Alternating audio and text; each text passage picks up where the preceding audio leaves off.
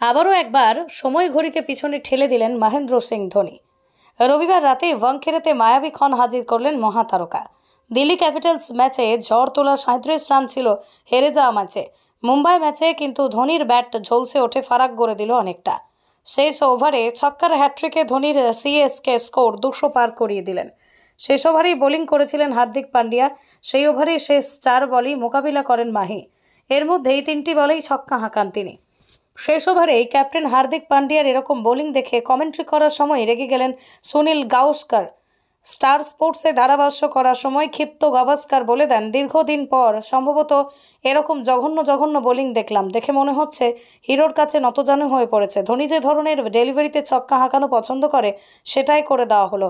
একটা 6 ঠিক আছে, পরে আবার একটা লেন্থ বল করলো, এমনকি পরের বলটাও লেন্থ বল। যখন ধোনি লেন্থ বলের জন্য সাগ্রহে অপেক্ষা করে রয়েছে, ওকে সেই বলই ফেলা হলো। তৃতীয় বলটা লেগ স্টাম্পে ফুল টস। ধোনি সেটাই চাইছিল, একদমই সাধারণ বোলিং, ভীষণ সাধারণ ক্যাপ্টেন্সি। যাই হোক, চলতি সিজনে ধোনি 6 ম্যাচে 59 রান করে ফেলেছেন।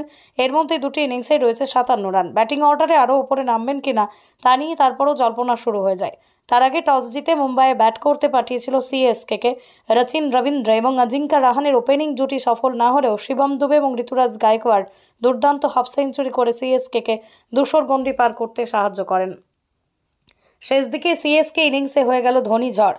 জবাবে ব্যাটিং করতে নেমে মুম্বাইকে লড়াইয়ে রাখেন রোহিত শর্মা ও তিলক ভার্মা। তবে চেন্নাইয়ের টাইট বোলিংয়ের সামনে মিডল অর্ডারে খাপ খুলতে পারেননি হার্দিক পান্ডিয়া। শেষমেশ রোহিত 61 বলে 100 রান করলেও 20 রানে হারতে হয় মুম্বাইকে।